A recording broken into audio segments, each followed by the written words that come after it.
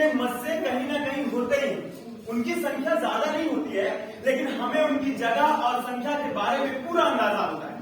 लेकिन हमारे गांव में सेमलिया, उसके पूरे शरीर में मत्स्य ही मत्स्य, इतने ज्यादा कि खुद से उनकी संख्या और जगह के बारे में बिल्कुल अंदाजा नहीं होता। और सबसे ज्यादा मत्स्य तो उसके चेहरे पर, चने की दाल और भुट्टे के दाने की तरह पूरे चेहरे पर छितराए हुए। उनमें से कुछ कुछ तो काफी बड़े भी थे, कुंदरू के आकार के। सेमलिया का रंग सांवला, अरे नहीं, काला था। काला था। और हाँ, ये उन दिनों की बात है जब बिजली हमारे गांव में नहीं आई। रात में दिया, लालटेन और लैंप जला करती थी, और हम लोग लैंप को लंप कहते थे। ऐसी ढिबरी भी होती थी। सेमलिया को याद करते हैं कि ऐसी ढिबरी या लालटेन की धुंधली कमजोर रोशनी में कौन था, एक काला दानेदार मस्तों से भरा डरावना चेहरा उभरने लगता है। तरल हंसी में डूबी मिचमिची आंखों वाला चेहरा। और हमारी बुआ सेमलिया को अदरक और तुलसी की चाय देते हुए कहती, आ गया चंदू।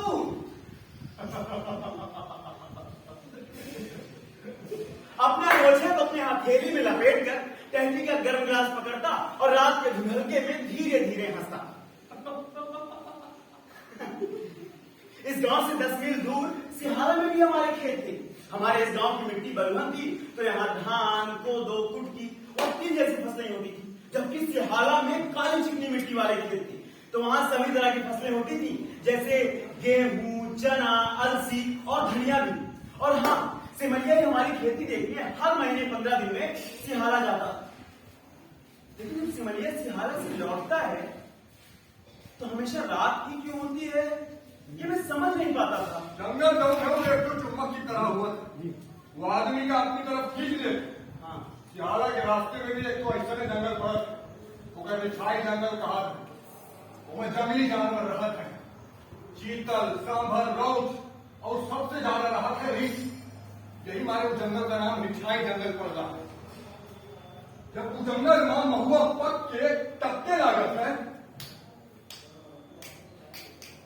तब अवतर हुआ जाए से महुआ भी से कतरा गाय से रीछ जाऊं है, वो सबसे ज्यादा उतरे का पकड़ा था। एक नई शिल्पा गांव के एक मेहरान हुआ महुआ भी खातिर गए, रिछुआ ओकरा का पकड़ ले, मेहरुदिया उसको पहचान ली, उनका नाम भी बिजराज सिंह रहे। कहा था कि एक डाकिया पकड़ लेता, वो धरती पर ऐसे पटक से उनकी खुपड़िया ढक्कन की तरह ऊपर तो भीतर निकाल के जमीन में छितराए देता। और हाँ, वो रिछुआ तो मनियार का पैसा वो लेके भाग गया। लेकिन रिछुआ पैसा क्या करी? अब हम क्या जाने पैसा क्या करी वो। अब तो जंगल भी उतना घना नहीं रहा। और हाँ, सरकारी फॉरेस्ट ऑफिसर और ठेकेदारों ने मिलकर काटा। जंगली जानवर भी नहीं रहे। हाँ, कभी कभार इनका दूसरा सियार जरूर दिख जाते। अब हमारे गांव में ऐसी ढिबरी या लालटेन भी नहीं जलती, बिजली आ गई है ना। और सेमलिया भी नहीं रहा। लेकिन सेमलिया को याद करते ही ऐसी ढिबरी या लालटेन की धुंधली कमजोर रोशनी में कौन था, एक काला दानेदार मस्सों से भरा डरावना चेहरा उभरने लगता है। ऐसा डरावना जिससे कभी डर ही नहीं लगता। सेमलिया जब रात को लौटता तो ऐसे ढिबरी या लालटेन के छोटे से संसार में अपने टोकरे से तरह तरह की चीजें निकालकर आंगन में फैलाता जाता। सेमलिया हर महीने 15 दिन में ये करिश्मा करता था। सेमलिया मेरे बचपन का जादूगर। हाँ, जल्दी से। हाँ, एक क्या लेके आए हैं?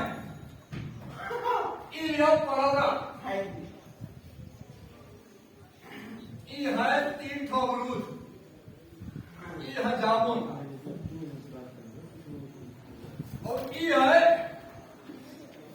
सौर मछली। ये ले जाकर अपन बाबू को देंगे और उनसे कहो कि हम भेजना है। ठीक है। जमुना किनारे मोरा गाँव।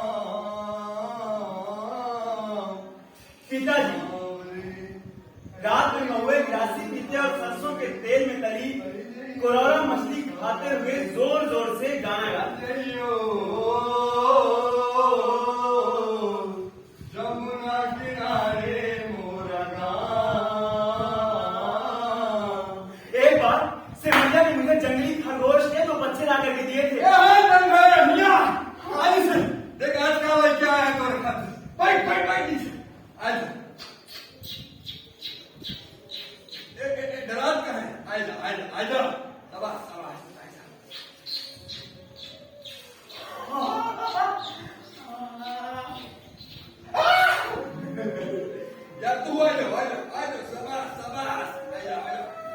एक और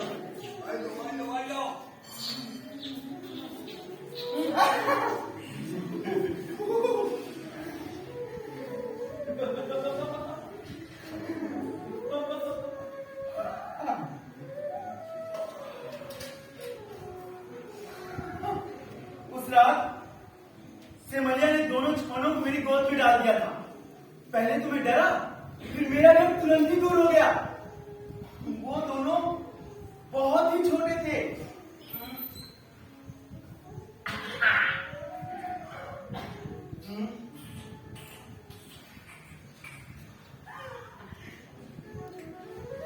नर्म मुलायम पूरी थी। मैंने अपनी उंगली से छुआ उन्हें और मेरे छूने से उनके पूरे शरीर में एक सीजन से दौड़ गई थी। और हाँ, उनकी शरीर से एक अपरिचित सी तेज गंध निकल रही थी।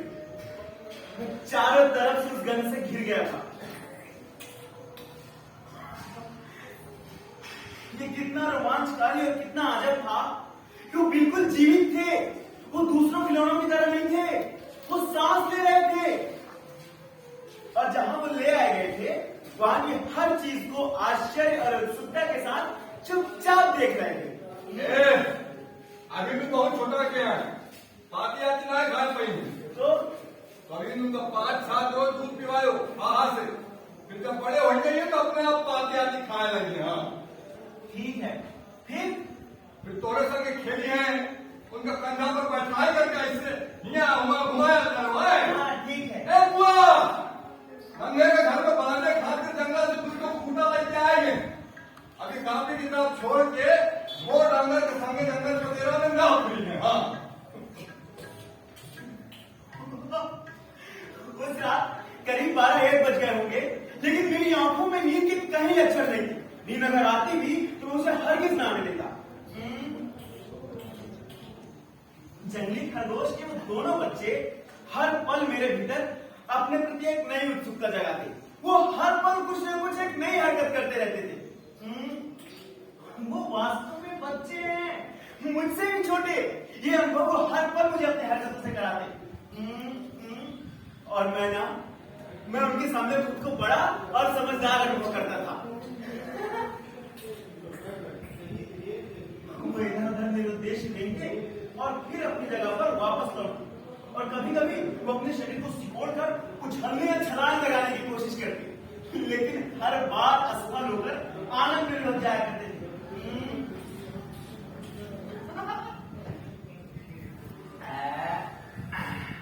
मैंने उनमें से एक जो अधिक छोटा और अधिक चंचल था, उसको अपनी हथेली में उठा लिया और उसकी नाक के नीचे अपना होठ लगाया। ये क्या करते हो? अरे नाक में कीड़ा वीड़ा चला जाएगा। हाँ, अम्मा कटोरे में गाय का दूध और रुई का फाहा लेकर के आई थी।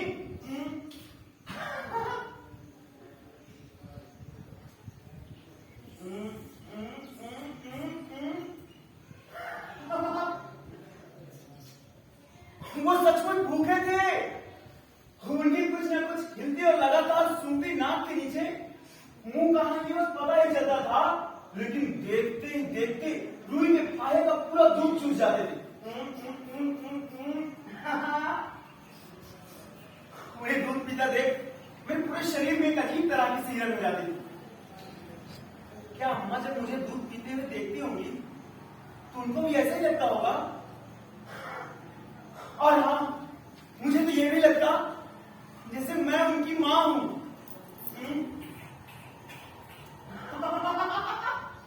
ये तो हद थी। वो दोनों इतने छोटे थे, लेकिन अभी से उन दोनों में पेट के लिए मुकाबला शुरू हो गया था। वो एक दूसरे के शरीर को धक्का दे रहे थे। देखो, अच्छे बच्चे लड़ते झगड़ते नहीं हैं, पारी पारी से दोनों लोग दूध पिएंगे, ठीक?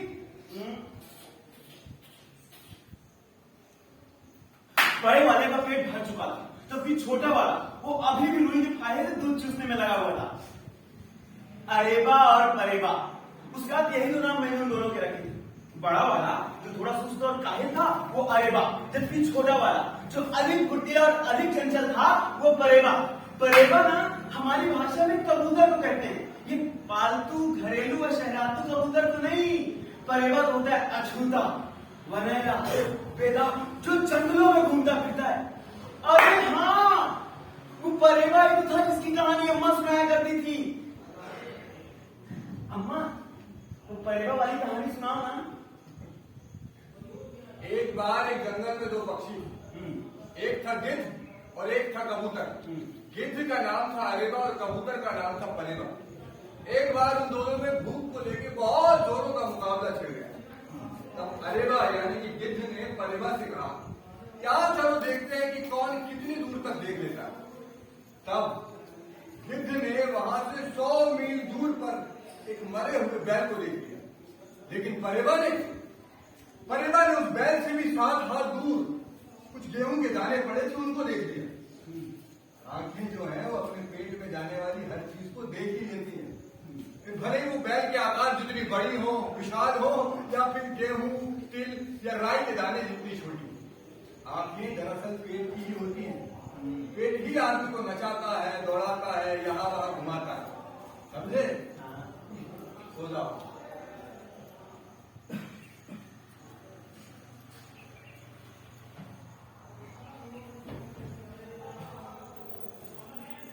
अचानक ही मैंने देखा कि अरेबा उस छोटे से संसार से कहीं फरार था, जबकि परेवा अभी भी फाहे से दूध चूसने में लगा हुआ था।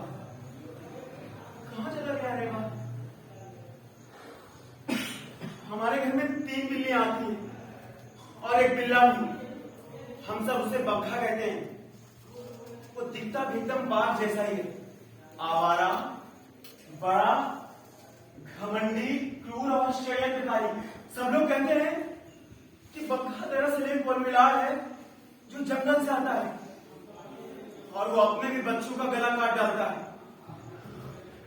अगर बग्घा ने अरेबा को देख लिया तो कहां चला गया अरेबा? अम्मा, अम्मा, क्या है? अरेबा नहीं मिल रहा, पता नहीं कहां गया। बग्घा देख लेगा। अम्मा, अम्मा पता नहीं कहां गया। अम्मा, अम्मा यहीं पर था। अम्मा पता नहीं कहां गया वो। अम्मा, अम्मा नहीं मिल रहा है। अम्मा बग्घा देख लेगा। यहाँ कुड़कुड़ कर रहा है।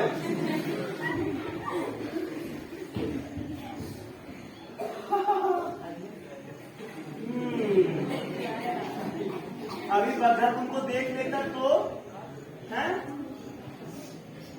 अब तक तुम उसके पेट में होते बच्चू। चलो जाओ, सो जाओ और इन्हें भी सोने दो। मैंने वहां पे उनके लिए घर भी बना दिया है।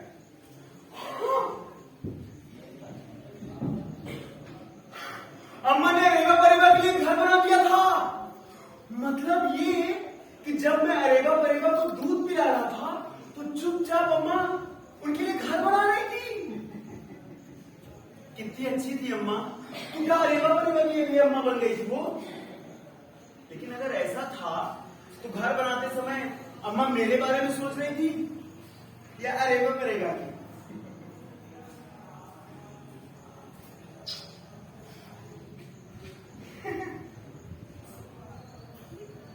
क्या अम्मा जितना मेरे बारे में सोचती है उतना कभी कोई और सोचेगा? अम्मा ने रजाई की पुराने चिथड़े और मेरी फटी पुरानी कमीज के टुकड़ों से अरेबा परेबा के लिए घर बना दिया था। और हाँ, उसमें थोड़ी सी खाली जगह भी छोड़ दी थी ताकि अरेबा परेबा रजाई को गीला गंदा ना करे। चल, हाँ देखो, सुसु आए तो इधर जाना और गुग्गू भी, नहीं तो अम्मा बड़ी जोर से पीटेंगी, समझे? अम्मा ने ना तार की जाली में किवाड़ भी लगा दिया था और 2 कीले ठोक कर उन्हें पूरी तरह से सुरक्षित कर दिया था। लेकिन अम्मा ने कील कब ठोकी? हाँ, शायद मेरे कान एक कुछ भी सुनना बंद कर चुके थे जब मैं अरेबा को खोज रहा था। लेकिन अम्मा ने तो कोई दिया लालटेन में नहीं रखा था। पता है, रात में अगर कील ना दिखे ना तो पत्थर या हथौड़े से अंगूठा पूछा जाता है। अब तो बग्घा भी कुछ नहीं कर सकता। सो जाओ, 2 बज रहे हैं और सुबह तुम्हारे बाबूजी 4 बजे उठ जाएंगे। कल सोमवार है। ठीक है,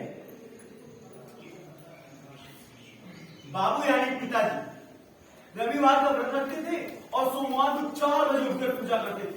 और अम्मा इतनी सुबह उठकर उनके लिए पूरी और मीठा बनाती थी, और हाँ, सेवई या हलवे दोनों में से कोई एक मीठी चीज। अम्मा क्या है? खरगोश पूरी खाते हैं? अरे जब बड़े हो जाएंगे तो जो जो तुम खाओगे सब खाएंगे। सो जाओ। हाँ ठीक है। अम्मा क्या है? मैंने उनके नाम रखे हैं, अरेबा और परेबा।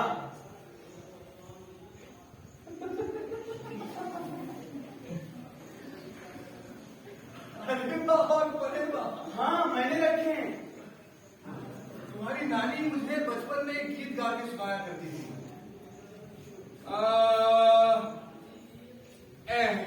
से गए हैं अरेबा परेबा मारिन है मोहिनिया बान रे।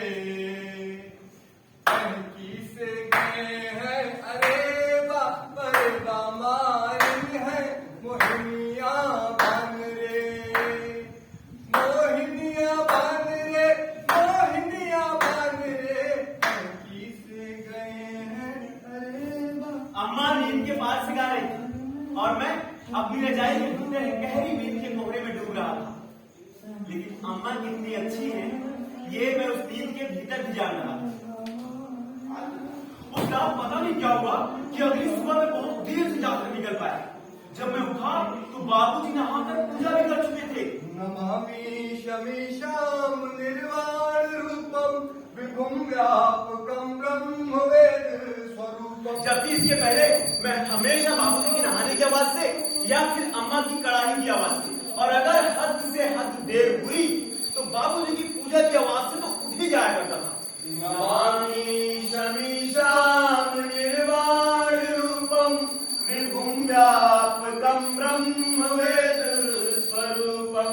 नमामि शमीशाम निर्वाण रूपम विभुम व्यापकम ब्रह्म वेद स्वरूपम।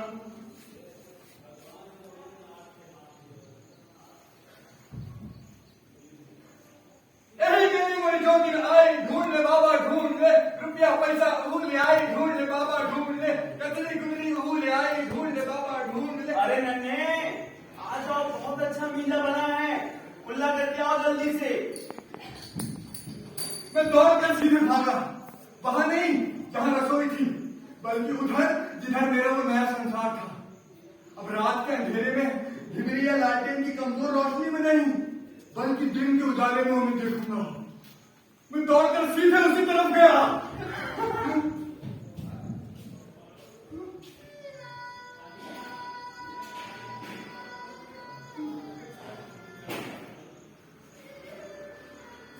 ये क्या? वो जगह एकदम खाली थी। क्या वो सब कुछ सपना था जो रात में मैंने देखा था?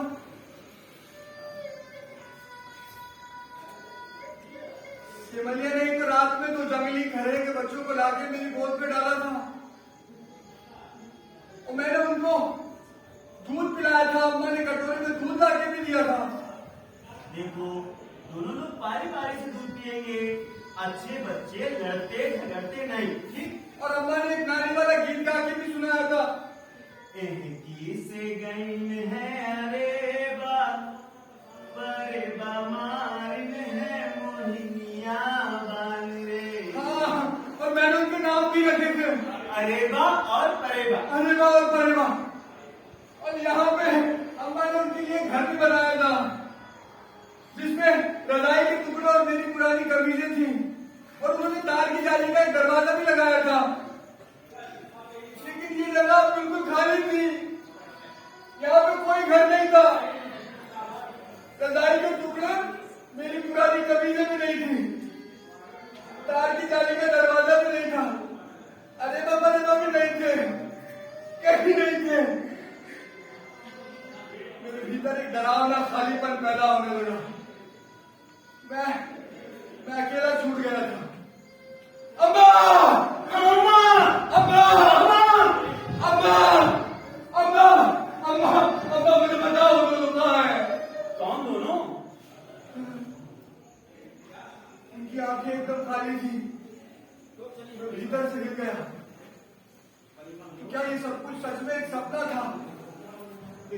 भीतर भीतर कहीं ना कहीं ये कमजोर सा भरोसा जरूर हो रहा था कि ये मात्र एक सप्ताह भर नहीं था, इसमें कुछ ना कुछ सच्चाई जरूर थी।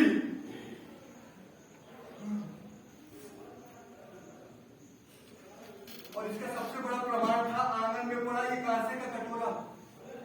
इसी से तो मैंने रात में उन्हें दूध पिलाया था। लेकिन इस कटोरे को तो मैंने पहले भी कई बार यहाँ पर देखा है। अम्मा अक्सर रात में बासी बचा हुआ दूध यहाँ पर बिल्लियों के लिए रख देती हैं। लेकिन ठीक उसी के पास पड़ा वो रुई का पहाड़। इसी से तो मैंने रात में उन्हें दूध पिलाया था। कटोरे का दूध तो चलो बिल्ली पी गई होगी, लेकिन खाना तो कोई भी नहीं खा सकता। ये कठिन गुत्थी थी। अम्मा अम्मा मुझे बताओ दोनों कहाँ हैं? अम्मा चूल्हे में दूध उबाल रही थी। मेरा मन होता था कि मैं चूल्हे में चढ़ी हुई धोनी को उलट दूं और उसके झांकदार उबलते हुए दूध में खुद को जला दूं, इतना कि मैं मर जाऊं और मैं थोड़ा सा अम्मा को भी जला दूं।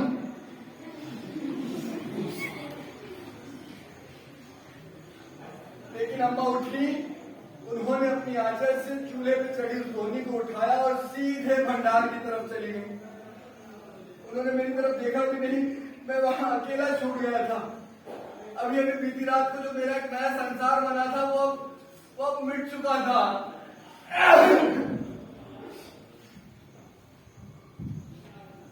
उस दिन मैंने कुछ भी नहीं खाया, पानी भी नहीं पिया।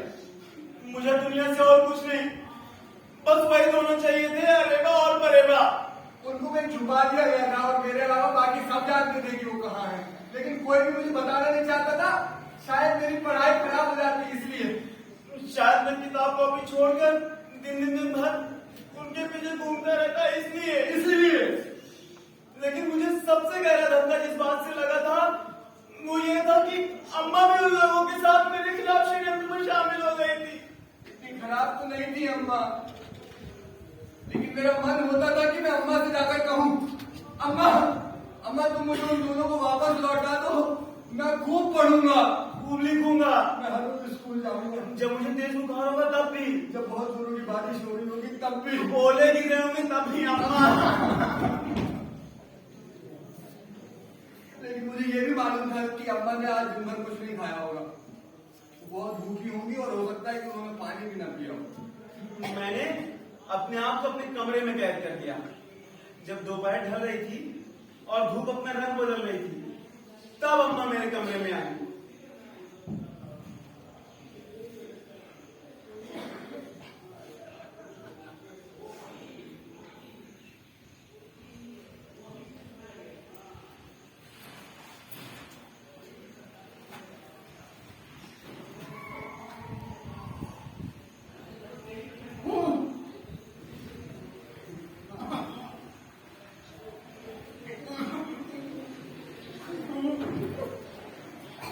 देखो ये अच्छी बात नहीं। अगर मैंने तुम्हें सब कुछ बता दिया तो भगवान मुझसे नाराज हो जाएंगे और ऐसी बातें किसी को नहीं बताई जाती, चाहे फिर भले को कोई भी हो। अगर मैंने तुम्हें सब कुछ बता दिया ना तो मुझे इसका बहुत बड़ा पाप लगेगा, महापाप। और हो सकता है कि भगवान मुझे इस बात का दंड भी दे दें। लेकिन तुम बहुत जिद्दी हो, ये अच्छी बात नहीं। आगे चलकर तुम्हें बहुत परेशान और दुखी रहना पड़ेगा। ना तुम कुछ खा रहे हो ना पानी ही पी रहे हो। तुमको पता है अगर कोई एक जून का खाना नहीं खाता है तो उसके शरीर से एक चिड़िया के बराबर का मांस कम हो जाता है। तो तुमने तो 2 जून से नहीं खाया, तुम्हारे शरीर से 2 चिड़िया के बराबर का मांस कम हो गया। अच्छा ठीक है, चलो कसम खा करता हूं कि ये बात किसी को नहीं बताओगे, चाहे कोई कितना भी डराए या फिर लालच दे। हाँ, कसम से किसी को नहीं बताएंगे, चाहे कोई कितना डराए चाहे कितना लालच दे।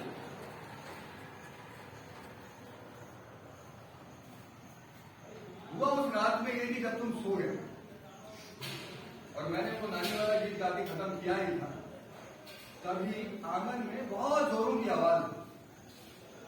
ऐसा लगा जैसे कोई ट्रैक्टर, जीप या कार हमारे आंगन में आ गई। वो सचमुच की आवाज है। मैंने सोचा शायद तुम्हारे बड़े ताऊ अपने ट्रैक्टर से आए होंगे, लेकिन हैरानी मुझे इस बात की हुई कि हमारे घर के आंगन के दरवाजे भी ऐसे नहीं है कि ट्रैक्टर या जीप, कार जैसी कोई भी चीज यहाँ पे आ सके। मैंने जाके वहां जैसे किवाड़ खोलकर देखा, वहां बहुत तेज रोशनी थी, आंखों को कुछ भी दिखाई नहीं पड़ता था। मैं पूरी तरह से डर गई। एक बात जान लो, वो आवाज ट्रैक्टर या जीप कार की होते हुए भी एकदम अलग ही तरह की आवाज थी, और ये रोशनी भी रोशनी होते हुए एकदम अलग ही तरह की रोशनी थी। ऐसा लगता था जैसे कोई बहुत बड़ी उड़न तश्तरी हमारे आंगन में उतर आई है। मैं डर के मारे वहां से भागी तो उसारे में रखी टिपाई से मेरा पैर टकराया और उसके ऊपर रखे पानी का जग और गिलास वहीं पर गिर गया। बहुत जोरों की आवाज हुई और उस आवाज के साथ तो समझो वहां पर जैसे भूकंप भी आ गया। सब घुम, एकदम अंधेरा, वहां पे अंधेरे के अलावा और कुछ भी नहीं था। अम्मा की एक एक बात की सच्चाई, मैं उनकी एक एक बात पर भरोसा कर रहा था। मैंने सबसे पहले जाकर तुम्हारे अरेबा और परेबा को ही देखा। वहां पर वो दोनों नहीं थे, उनका घर भी नहीं था। मैं डर के मारे वापस भागकर जैसे ही आंगन में आई तो ऐसा लगा जैसे आसमान से कोई बहुत भारी चीज आकर हमारे आंगन में गिर गई है।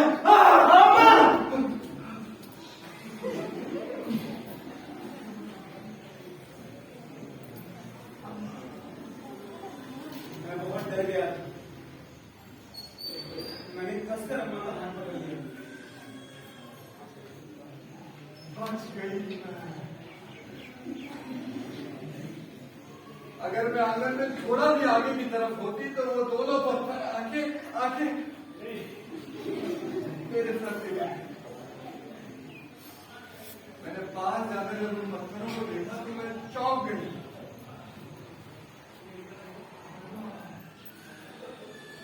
वो पत्थर नहीं थे, वो तुम्हारे अरेबा और परेबा ही थे। मैंने उन दोनों को उठाकर वहां विनोद जी के पास रख दिया। जाओ जाकर खुद देखो।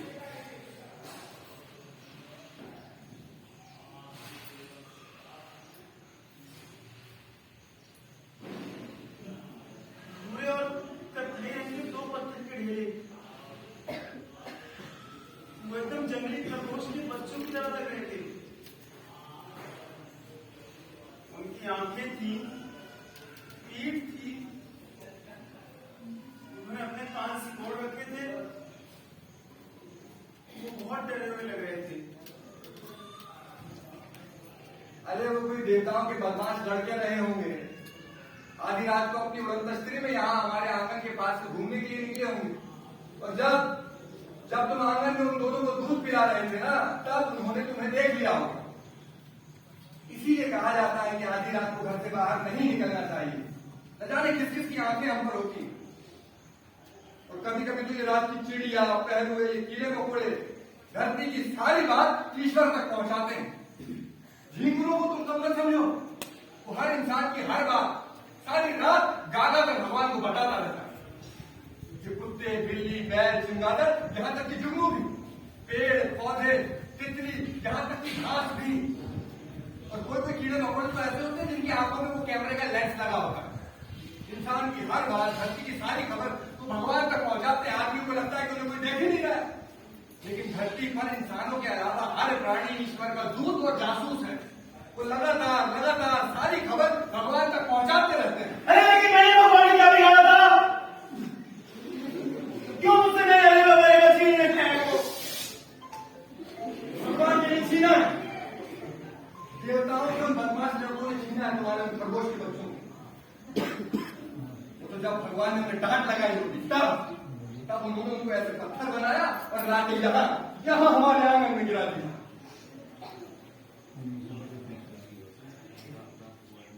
चलो अपने के थोड़ा सा खा लो।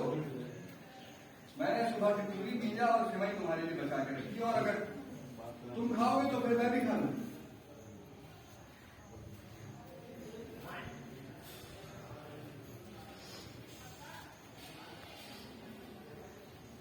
भला इन नन्हे खरगोश के बच्चों की क्या गलती थी? क्यों इन्हें पत्थर के ढेले में बदल दिया गया? पत्थर बने अंदर से कितना तड़पते होंगे। भूख लगने पर ना तो कुछ खा सकते हैं ना पानी पी सकते हैं। अब तो रुई के फाये से दूध भी नहीं पी सकते ये।